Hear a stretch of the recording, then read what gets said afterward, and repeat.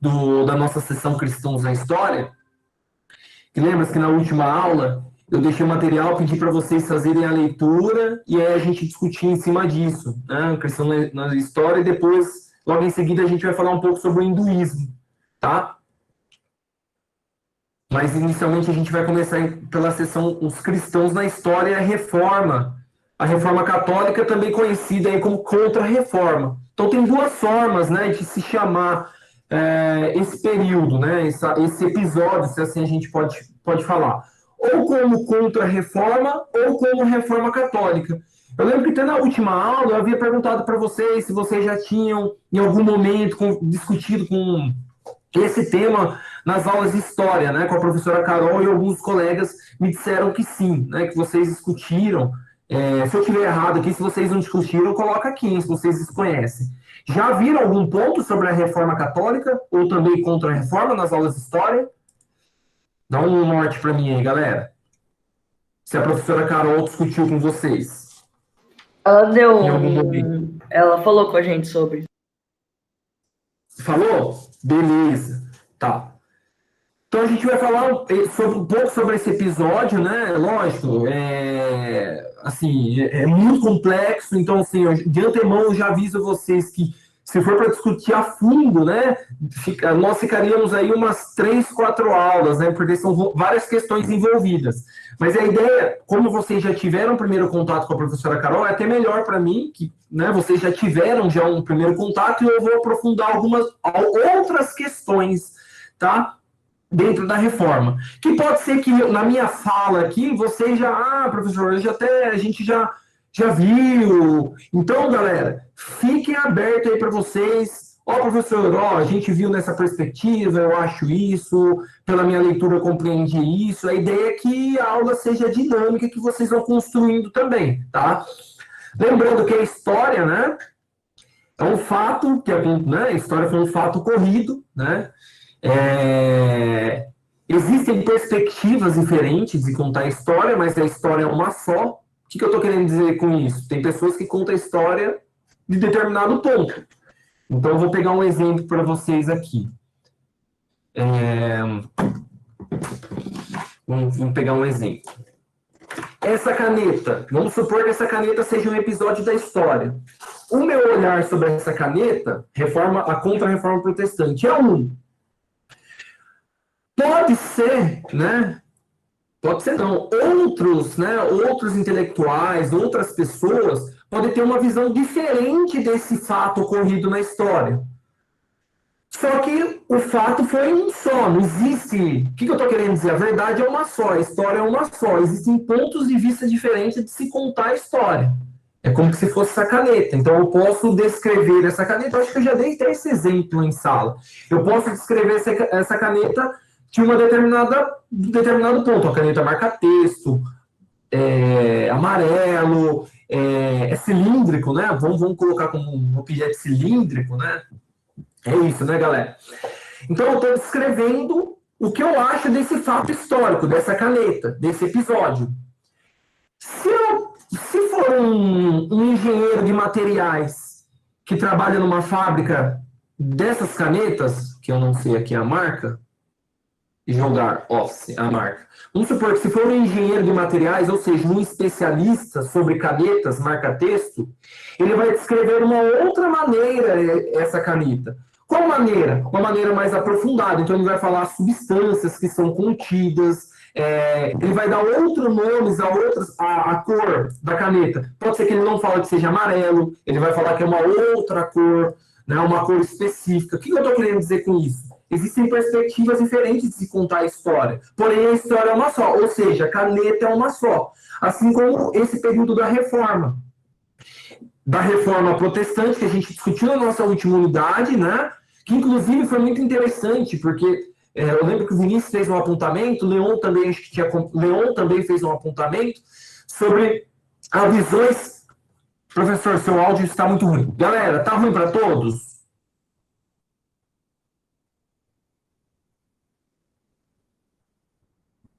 Dá um help para mim aí, dá uma posição para mim. Tá ruim para todos, galera?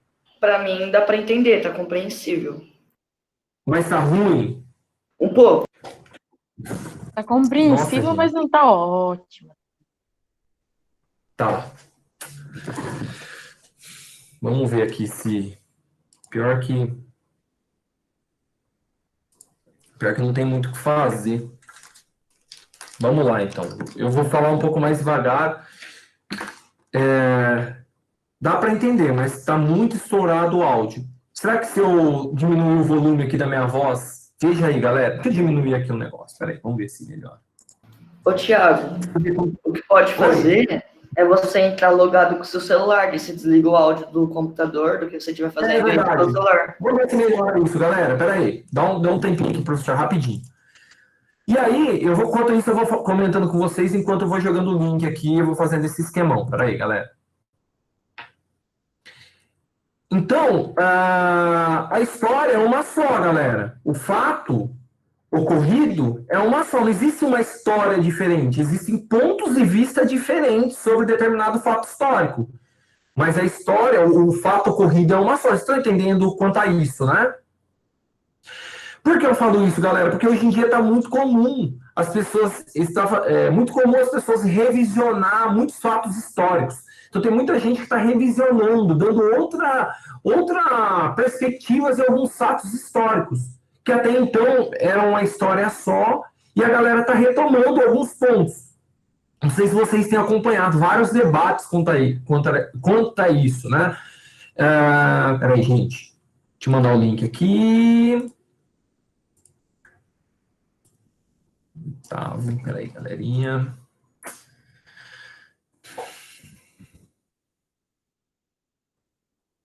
Professor, enquanto você faz isso, eu achei o nome, é o Sr. Whitford. Isso, As séries é um bom instrumento aí também, galera. Peraí, 040663. Pá, aí, gente. Ai, vamos lá.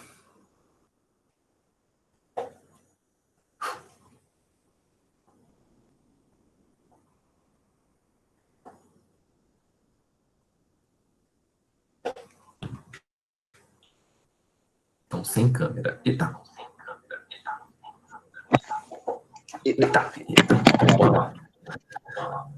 Peraí, galera. Obrigado pela ideia aí. Quem que deu essa ideia aí legal? O professor não tinha nem pensado nisso. Eu não sei quem foi, mas eu lembro que eu acho que a Gi faz isso, eu não lembro. E agora? Agora tá ótimo, só que tá dando um pouco de eco. Peraí, o professor vai ver o que eu faço aqui.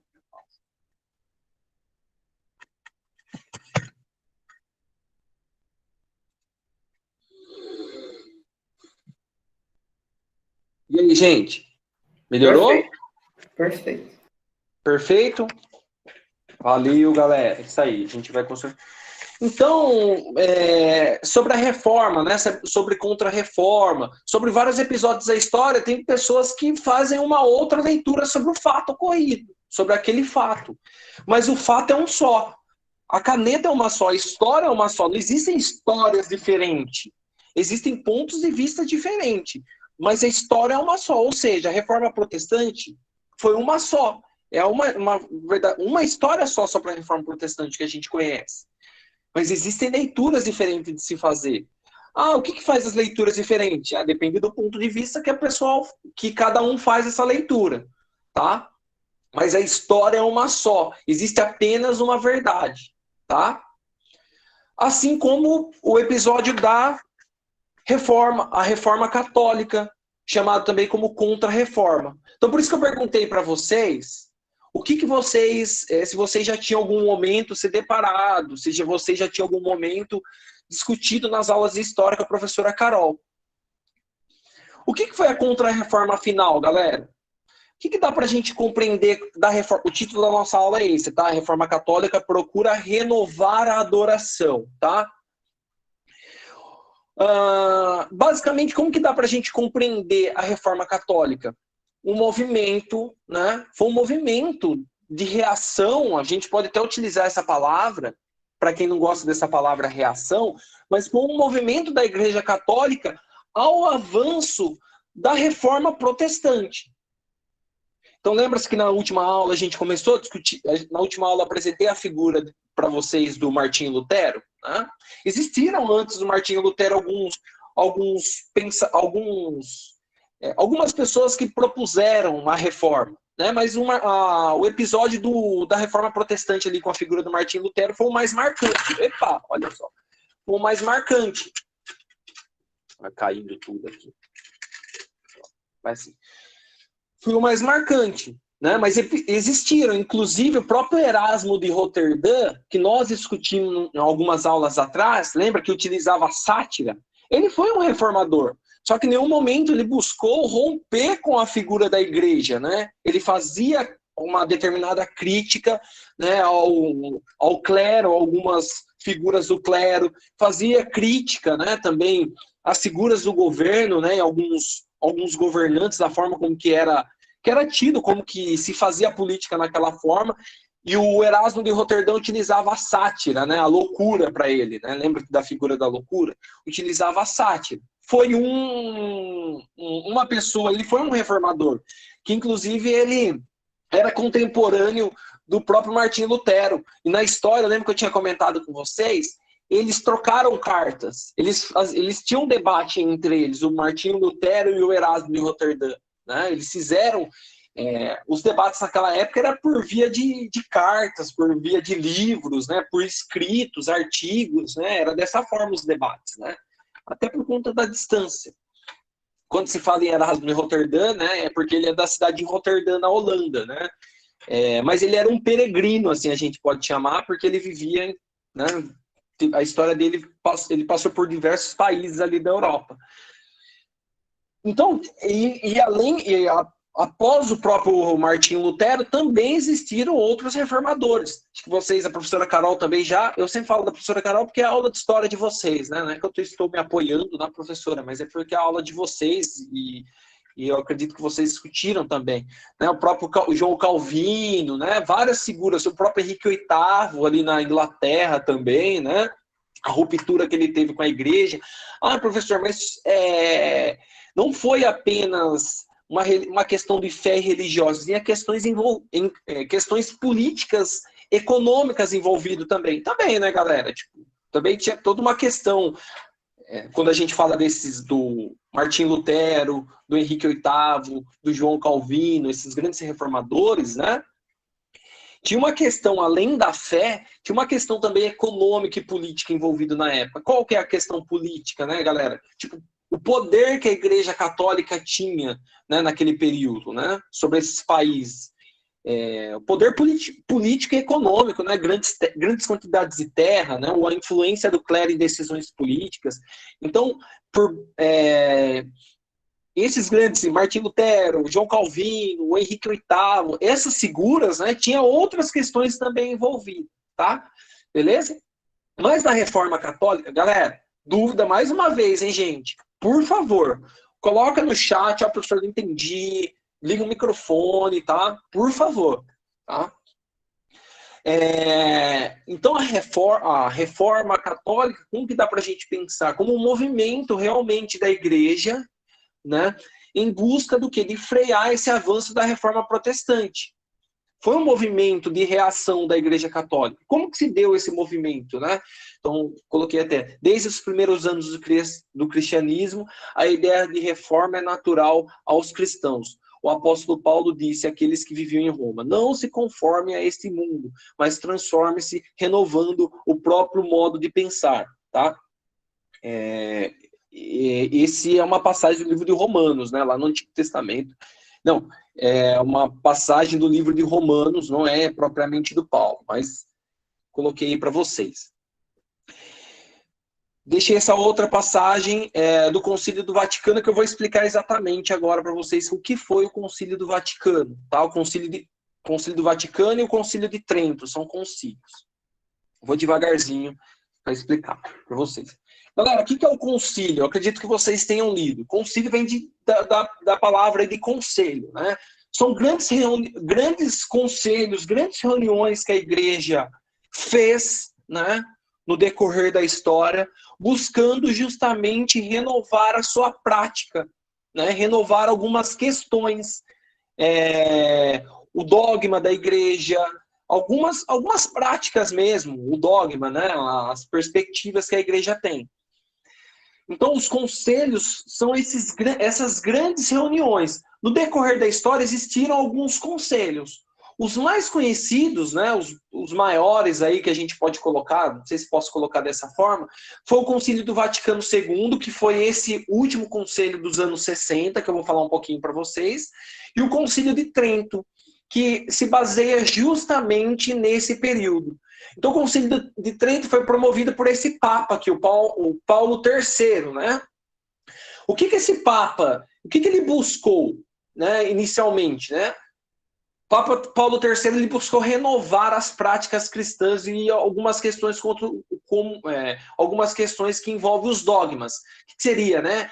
As leis, a gente pode colocar de uma maneira, né, mais simples para vocês aí. Seria as leis, as práticas, né, as formas como as práticas católicas são postas. Então, o Papa Paulo III ele buscou fazer essa renovação. Primeiro ponto que o Papa Paulo III fez: mudar, né, escolher novos cardeais. Então, essa figura ele mostra que geralmente é uma imagem aqui do que é do concílio. Então, são os cardeais. Lembrando que a igreja tem toda uma hierarquia. O Papa é o chefe máximo da Igreja Católica, né? O pai aqui na Terra. Abaixo do Papa são os cardeais. Então, todo Papa, né, toda figura, igual o Papa Francisco da agora, né, o Papa Jorge Bergoglio, argentino, o Papa Francisco. O Papa Francisco, antes dele se tornar o Papa Francisco, ele era um cardeal, tá? Então tem toda uma hierarquia dentro da estrutura da Igreja Católica. Os cardeais, eles são os responsáveis, em conjunto com o Papa, de repensar algumas práticas, algumas questões e algumas práticas que envolvem na Igreja Católica. Então, o Concílio de Trento, primeira coisa que o Papa Paulo III buscou, renovar os quadros de cardeais, tá? Então, ele buscou renovar esse quadro de cardeais. De que maneira? Quais cardeais que eles buscaram? Que o Papa Paulo buscou? Cardeais, né? Figuras dentro da igreja. E aí, professor, mas quem que se torna um cardeal? Né? Geralmente tem essa estrutura, né? O padre, o bispo, o arcebispo e depois o cardeal. Então, geralmente, quem é o cardeal, antes de se tornar um cardeal, ele era um arcebispo ou bispo, tá? Geralmente segue essa hierarquia. Muito difícil acontecer de um padre já ser elevado à figura de cardeal. Até existe na igreja, na história da igreja, tá? Mas é muito difícil. Geralmente se tem essa hierarquia: padre, bispo, arcebispo e aí cardeal. E aí o cardeal ele tem uma grande chance de ser o papa, né?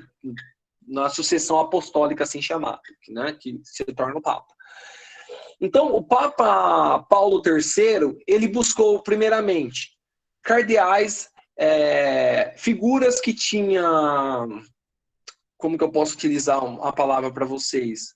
Um senso moral dentro das localidades onde eles eram arcebispos e bispos. Ou seja, bispos e arcebispos que não eram envolvidos com algumas questões não morais, assim a gente pode colocar. Envolvido com questão de dinheiro, envolvido com questão de corrupção, tá? Lembrando que nesse período aí, tinha figuras do clero, né, galera? Era muito envolvido com questões políticas, questões econômicas, né? Era bem... Tanto é que a crítica do Martinho Lutero ia nesse sentido. Então ele buscou figuras dentro da igreja que tinham um papel exemplar, tá? Primeiro ponto, que não tinha relações espúrias, relações de corrupções, relações corruptas dentro da igreja. E o segundo, ele buscou também figuras muito inteligentes, figuras sábias, né? Então ele buscou cardeais que tinha um senso de inteligência grande. Ah, quer dizer que não existem cardeais que não eram inteligentes? Eu estou buscando aqui a palavra, mas eu não estou conseguindo encontrar para vocês uma palavra para retratar. Galera, vocês sabem muito bem que dentro dos quadros políticos, dentro dos quadros, tem aquelas pessoas que são mais... Tem uma capacidade maior, a gente pode colocar, de sabedoria, de inteligência, né? Tem aquelas pessoas... Então, o Papa Paulo III ele buscou esses quadros. Pessoas que no interior da igreja tinham... Quando eu falo interior da igreja, galera, sempre pensem nos bispos e nos arcebispos, tá? Buscou bispos e arcebispos que tinham um senso rígido de moral, que não tinha relações corrompidas, histórias de corrupção, né? Com senso moral. E bispos e arcebispos dotados de sabedoria, né? Inteligentes. Então ele buscou esses dois aspectos. Então, ele renovou o quadro. Ele buscou renovar o quadro de cardeais da igreja. Por que renovar o quadro de cardeais na igreja, galera? Já que ele ia promover uma reforma dentro da igreja, ou contra-reforma, para aqueles que gostam dessa forma, como é colocado também, então ele buscou essas figuras, dotado de inteligência, de sabedoria, e que tinha uma moral para falar, né? Ele não escolheu um cardeal que tinha relações espúrias, relações corrompidas. Ele escolheu cardeais que tinham uma posição de não corrupção dentro da igreja, de moral, de moralidade. Beleza? Então essa imagem mostra umas imagens. Essa imagem, assim, ela é muito. Quando se fala de Concílio de Trento, talvez vocês tenham até visto já essa imagem em outras disciplinas, mas e quando vocês retomarem em outros momentos, essa figura aqui ela é bem presente, é uma figura que marca muito esse Concílio de Trento, tá? E a figura do Paulo III. O que buscou, né, o concílio, então, como o professor desde o início está falando? Renovar as práticas dentro da instituição, tá? Essa renovação das práticas. Algumas questões que foram dadas dentro dessa renovação das práticas. Algumas questões como o index, né, que são os livros proibidos, né? A gente pode colocar dessa forma. Uma maior rigidez dentro da igreja. Então, o próprio Tribunal do Santo Ofício também. Ah, professor, mas não foi tão legal. Galera, não foi legal. Eu acho que vocês já discutiram. O Tribunal do Santo Ofício, realmente, as últimas consequências queimavam pessoas, né? A gente não pode descartar isso da história. Mas está dentro desse Concílio de Trento também, tá?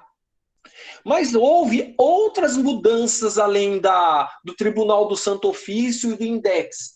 Houve a formação, né, a criação, a ideia do catecismo da igreja. Tá? Então foi nesse período que o Papa Paulo III, junto com seus cardeais, formularam, né, um catecismo, um documento de catecismo dentro da igreja. Para aqueles, eu sei que aqui na sala, né, gente, a gente tem colegas aí, amigos de vocês, né? A gente tem colegas que mais participante da igreja, que é mais ativo dentro da igreja, e outros nem tanto.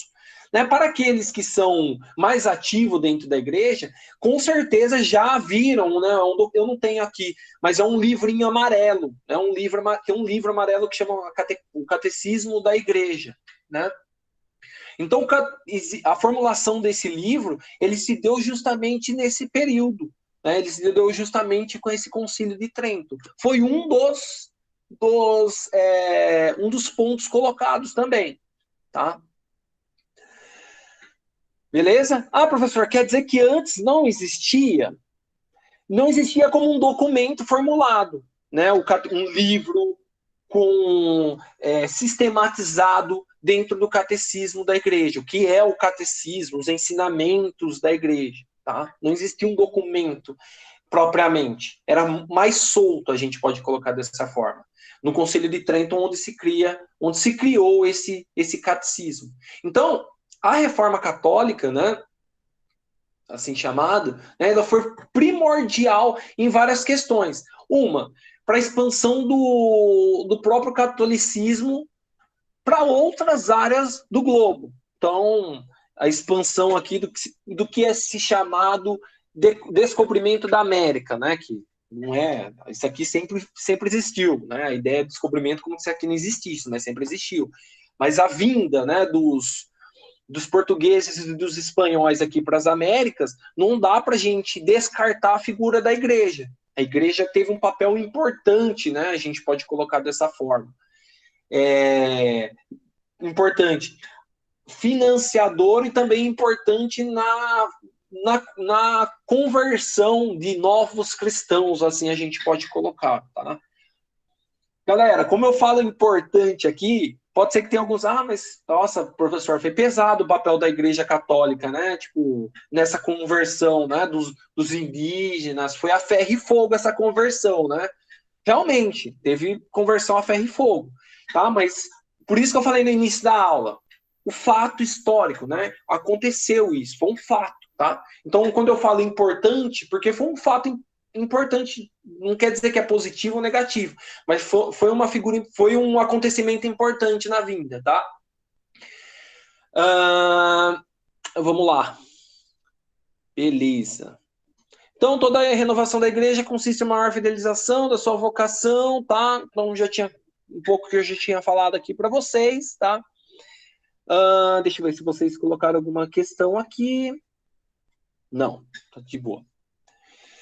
Então, como que dá para a gente resumir, né, essa reforma da igreja? Acho que até tá bem aqui, ó, para vocês, né? Entre 1545, acho que vocês, por isso que eu pedi para vocês lerem o texto, para vocês já virem com a bagagem, né? Então, buscou essa reforma, até coloquei grifado aqui para vocês, a reforma institucional da igreja. O que se compreende de reforma institucional? Então, a renovação dos quadros, houve uma renovação dos quadros do clero, né? A gente pode colocar dessa forma, então, dos cardeais, a busca por cardeais com um papel exemplar dentro da igreja, para ter legitimidade perante essas reformas, né? Então, houve uma grande mudança no interior da igreja, né?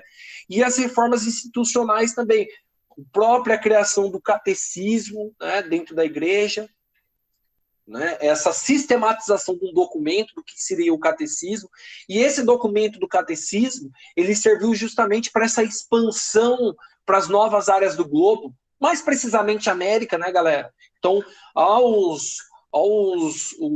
pegar a figura dos jesuítas, ao chegar os jesuítas aqui, eles se basearam no que na conversão desses novos cristãos, né? Eles se basearam basicamente nesse conjunto de mudanças que a igreja colocaram, mais precisamente dentro do documento do catecismo, tá? Da igreja. Beleza? O que mais?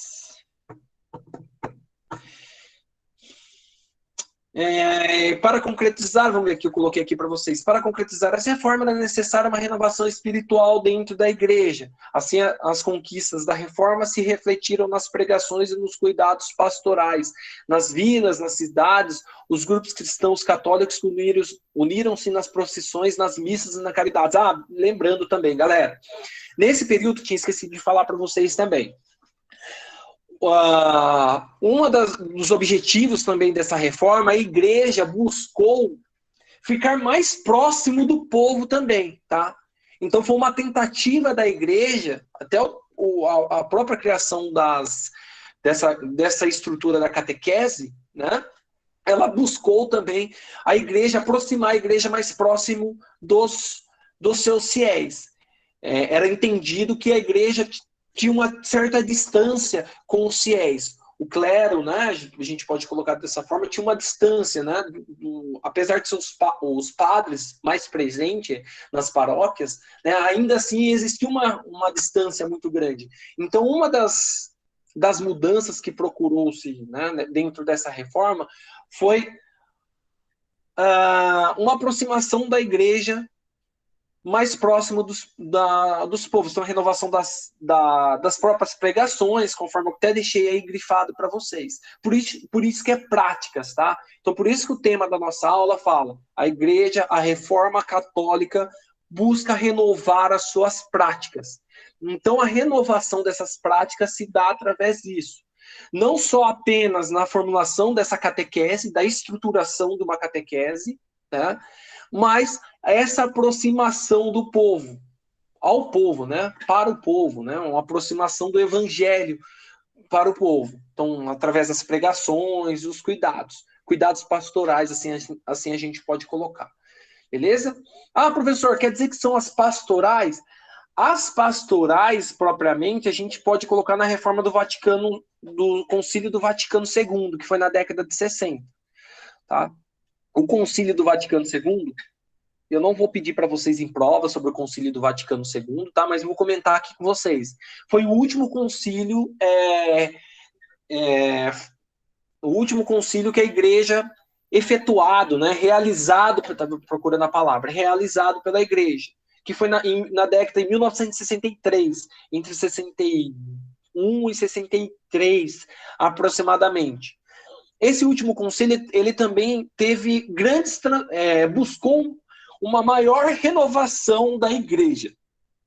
Uma das questões que se renovou ali, né, que eu acho que é a mais clara, assim, a mais nítida, né, a realização da missa na língua materna, né, as missas eram celebradas em latim, então a celebração das missas na língua materna e a figura do padre voltado de frente para o povo, para o público. Antigamente, as missas eram rezadas de costas, né? Os padres, né, celebravam as missas de frente para o sacrário, né, como uma forma de respeito, de frente para o sacrário, de frente para Cristo, e ficava de costa para a população. Então, esse Concílio do Vaticano II teve essa mudança. Ah, professor, só foi essa? Não, teve outras também. Uma outra foi, por isso que eu falei das pastorais, tá? A ideia de pastoral familiar, pastoral escolar. A gente não tem uma pastoral no colégio, né? Tem a pastoral das ruas, tem várias pastorais, né? Pastoral dos idosos, a pastoral das crianças. As pastorais, o germe, a formulação do pastoral, ela foi, né, nesse último concílio do Vaticano II. Qual foi o objetivo? Aproximar mais ainda a igreja da população, do povo. Beleza? Professor, só esses pontos na reforma do Vaticano II, essa de 1960? Não, né, gente? Teve outras, mas eu abordei essas que são... Não dá para falar para vocês que são as mais principais, mas eu acho que é a mais próxima da gente aqui. Vocês conseguem, né, dentro da nossa realidade, tá? Beleza? Isso aqui vocês, eu acho que já, né, estão um pouco da reforma protestante e os seus desdobramentos, né? Então, o anglicanismo, ali na Inglaterra, então, figura do Henrique VIII, o calvinismo e o arminianismo, que foi na Holanda, tá? Que tem o pietismo, houve várias ramificações dessa reforma protestante. Dá para falar que a reforma protestante é algo que já se encerrou? Não, galera. Por que não? Até hoje existem novas igrejas cristãs que a todo momento se cria, a gente pode colocar dessa forma. A todo momento não existem novas igrejas que surgem. Essas novas igrejas são um desdobramento dessa reforma protestante. Então a gente pega Brasil mesmo, né? A partir dos anos 70, há uma expansão das igrejas evangélicas. Assembleia de Deus não. Mundial, Igreja Universal. Todas essas igrejas são desdobramentos da reforma protestante. Então eu coloquei aqui esses 3 pontinhos para vocês, mas dá para a gente ir ampliando, né? Dá para ir fazendo vários braços. Na verdade, existem vários... Eu posso até disponibilizar para vocês, mas existem mapas que mostram assim, os desdobramentos, os troncos de cada igreja evangélica. Então, a igreja Deus é Amor, ela tem uma influência da Assembleia de Deus, e a Assembleia de Deus vem de uma herança da igreja presbiteriana. Estou dando exemplo, não estou falando que é isso, tá, gente? Tá, mas existem esse mapa. Então dá para falar que a reforma protestante é algo encerrado? Não dá, porque até hoje há novas, né, surgem, melhor essa expressão, surgem novas igrejas, tá? Mas a ideia não é propriamente sobre reforma protestante. Quer falar, Matheus? Não é basicamente sobre reforma protestante, e sim sobre a contra-reforma e a contra-reforma, assim chamado, mas nessa aula propriamente a gente está falando de a reforma católica. E aí eu deixei duas questões para vocês. Como justificar as reformas promovidas pelos líderes da igreja? E a segunda questão, o que a reforma católica quis preservar? O que dá para a gente pensar nessas questões? Quero que vocês respondam, né? Basicamente, a reforma católica, dá para a gente colocar dessa forma, ela buscou, né, preservar a essência cristã. Buscou preservar aquilo que estava nos registros sagrados, não o que estava nas escrituras, tá? Ela buscou preservar e ressignificar também. O que seria ressignificar, né? Trabalhar novamente por outras bases, né? Levar essa essência das escrituras cristãs mais próximos da população, mais próximo do povo, tá? Então, o que a reforma quis preservar, basicamente? Quis preservar isso, quis preservar a essência do cristianismo, as escrituras sagradas, tá? Os dogmas que estavam na igreja, ali colocado, tá? E como justificar as reformas promovidas pelos líderes da igreja? O professor respondeu aqui na aula também. Como justificar essas reformas, né? A gente tem que entender todo o contexto, né? O contexto da reforma protestante, o avanço dessa reforma protestante, né? E o papel da Igreja Católica, né, de se colocar, né, uma reação da Igreja Católica contrário a esse avanço do protestantismo, ao avanço dessa reforma. Beleza? Galera, vocês colocaram alguma outra questão? Alguma outra resposta? Quero escutar vocês, hein, gente? Não deixe o professor no vácuo, não. Pode ligar o microfone ou digitar aqui no chat.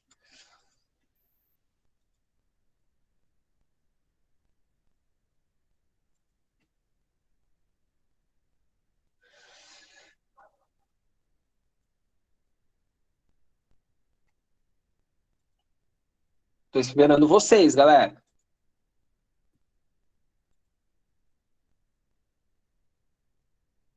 Que eu vi que vocês fizeram. Por isso que eu estou perguntando. Eu vi que não foram todos, né? Mas eu vi que a grande maioria aí respondeu. Então, por isso que eu estou...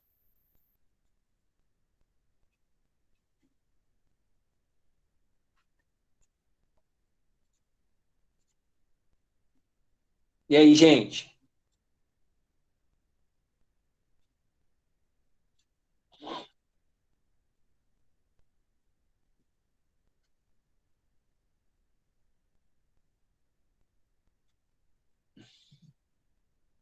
Calma, vou abrir a atividade. Eu coloquei o que você falou, Ana Roberta. Ah, tá. Isso, valeu, galera. Não deixa o professor na mão. Abre aí, tá? Então, é isso. O que é a reforma? Como justificar as reformas promovidas pelos líderes da igreja? Então, as reformas, elas podem ser justificadas pela necessidade de promover a renovação espiritual da igreja, né? Isso, tá? Também dá para colocar. Então, ela buscou a reforma, pode ser justificada pela necessidade de promover uma renovação espiritual dentro da igreja. E também foi um movimento da igreja, se vocês quiserem, eu até digito aqui uma resposta para vocês. E também foi um movimento dentro da igreja de reação, a gente pode colocar dessa forma, ao avanço da reforma protestante, tá? A primeira questão. As reformas podem ser justificadas pela necessidade de promover uma renovação espiritual da igreja. E o que a reforma quis preservar? O ensinamento, a essência, né? A essência das escrituras, a essência do que é o cristianismo de fato, né? E a tradição da Igreja Católica. Beleza? Coloquei basicamente a mesma coisa. Eu vou digitar aqui para vocês.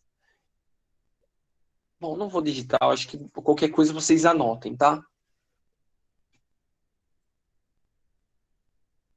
Então, galera, a gente espera que, por favor, se vocês tiverem alguma dúvida quanto a isso, falem, tá? O professor acho que não ficou muito claro, mais me confundiu, tá? Mas a ideia foi apresentar a reforma católica como um movimento, 2 movimentos, né? De reação à reforma protestante, a esse avanço do protestantismo, e ao mesmo tempo a busca pela prática, a busca pela renovação das práticas da Igreja Católica. Renovação das práticas e, ao mesmo tempo, né, reafirmar a essência do cristianismo, reafirmar a tradição cristã no mundo. Como que se dá essa reafirmação das crenças e da tradição do cristianismo?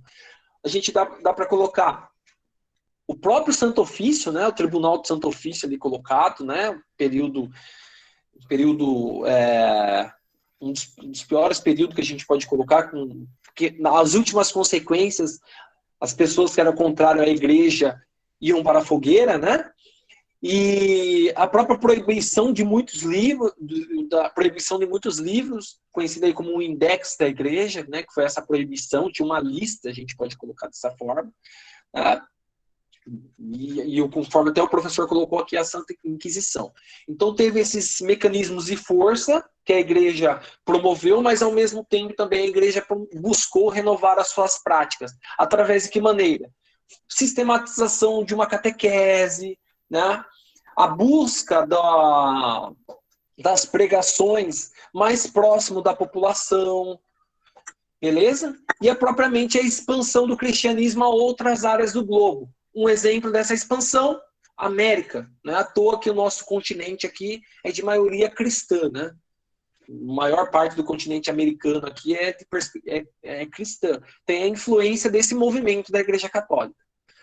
Fechou? Espero que vocês tenham entendido aí, galera. Ó, não se sinta acanhado não, tá? Ah, professor, não entendi. Beleza? Então vamos lá. O último slide que eu deixei para vocês, o último material, foi sobre vou abrir aqui para vocês, o hinduísmo, tá? Os jeitos de ser hinduísmo. Lembrando que nessa unidade, nós estamos discutindo sobre adoração, né? Lembra-se? O nosso tema aí é sobre adoração. Deixa eu abrir aqui para vocês. Hinduísmo.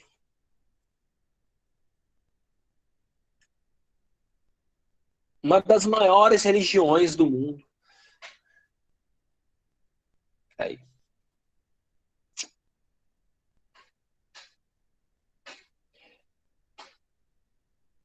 Pronto. Beleza. Deixa eu abrir aqui para vocês. Quando você fala em hinduísmo, é muito complexo, gente. Por quê? É muito complexo, né? Hinduísmo, galera, foi mudando a chavinha, tá? Saímos dos cristãos na história, a reforma católica, e falar um pouquinho sobre o hinduísmo para vocês. Mudando, então, a chavinha de material. É muito complexo quando se fala em hinduísmo. Por que é muito complexo? Porque o próprio hinduísmo, existem diversas maneiras de se manifestar a fé hindu. Ou seja, né? Hinduísmo, galera. Não dá pra gente pensar em hinduísmo como igreja católica. A igreja católica, quando a gente fala em catolicismo, tá? Existe uma hierarquia dentro da igreja, existe um dogma, né? Que são, né, o dogma da igreja católica, a própria catequese da igreja, conforme eu tinha até falado para vocês. Então existe uma hierarquia do que se é catolicismo. Onde que se manifesta, né, essa hierarquia? Né? Onde que se manifesta o dogma? Né? Na própria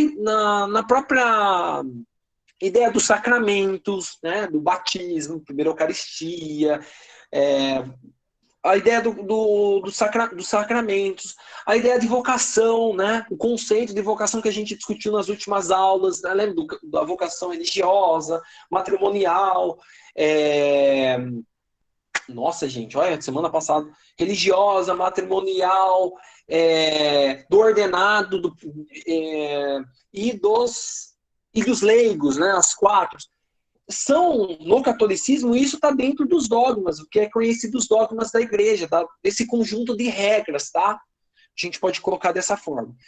Mas a intenção da aula não é falar sobre a Igreja Católica, que a gente já falou agora há pouco. A ideia é falar sobre hinduísmo. Mas por que eu estou falando isso para vocês? Porque o hinduísmo é muito complexo. Não existe essa estrutura, essa hierarquia, tá? Então, quando eu falar em hinduísmo, são algumas generalizações, tá? É uma generalização do hinduísmo. Na própria Índia há diversas vertentes, ramificações hindus. Beleza? Mas quais são as principais características? Até coloquei nesse quadrinho aqui para vocês, né? Principais pontos. A figura existem milhares de divindades, tá? Então, diferentemente das religiões monoteístas, que tem a figura apenas de um deus, o hinduísmo há diversos deuses, diversas divindades. Porém, 3 são os mais importantes. Que eu até coloquei aqui para vocês, já tinha falado na última aula, que é o Brahma, o Criador, Vishnu, que é o protetor, e o Shiva, que é o destruidor e recriador da vida. E as figuras religiosas, né, são os gurus, assim chamados. Beleza? Fundador não se tem a ideia de fundador, e os textos sagrados são esses 3 aí, os Vedas, Upanishad e Mahabharata, tá? São os principais textos sagrados, beleza? E a região ali onde que se tem o maior número de adeptos hindus é essa região onde que é a Índia e o Paquistão, beleza? Só que o Paquistão é de maioria islâmica, tá? Mas existem hindus também. Beleza? Mas é de maioria islâmica. Agora, a Índia, sim, tem como grande maioria hindus. Quer dizer que todo indiano é hindu? Não, galera. Não é todo indiano é hindu. A galera meio que generaliza. Assim, quando pensa em Índia, já pensa nas divindades, já pensa que todo mundo é hindu, que todo mundo nada no rio Ganges. Não é bem assim. A grande maioria, sim, é hindu. Mas existe um número significativo de islâmicos, tá? E de sikhs também, beleza? Que é da religião sikhismo, tá? Que é o Sikhs. Eu falei para vocês o sikhismo aqui, foi aqui que a gente trabalhou, não tô lembrado, galera, se foi sobre sikhismo que a gente trabalhou nas últimas aulas. Não estou lembrado, me ajuda aí. Não deixe o professor no vácuo, deixa eu dar uma olhada aqui no material, não lembro. Se foi aqui ou se foi no 7º, que eu falei sobre os Sikhs. Deixa eu ver aqui. Não, a gente falou sobre o jainismo, que também, né, galera? A última unidade foi sobre o jainismo. Isso, não, Gabriel. Eu comentei no 7º ano sobre os Sikhs, tá? Em uma das aulas que é uma outra religião também, com uma grande quantidade de adeptos que existem na Índia, beleza? Mas nós estamos falando de hinduísmo, essa grande religião aí, milenar, galera, né? Milenar e, né? Com datas aí a gente pode colocar que os primeiros registros há mais de 3.000 anos, beleza? História total, mais de 3.000 anos. Vamos pegar como que é se constituído a reforma 1700 antes de Cristo, tá? Beleza? Por que eu trouxe para vocês sobre a religião hindu? Só retomando aqui, eu deixei algumas questões. Corri o slide, mas corri o slide para a gente... Deixei 2 questões. De acordo com o texto, qual o critério para um lugar ser considerado sagrado na perspectiva da tradição hindu? E a segunda questão, deixei o seguinte: qual a importância da água nos rituais do hinduísmo? Tá?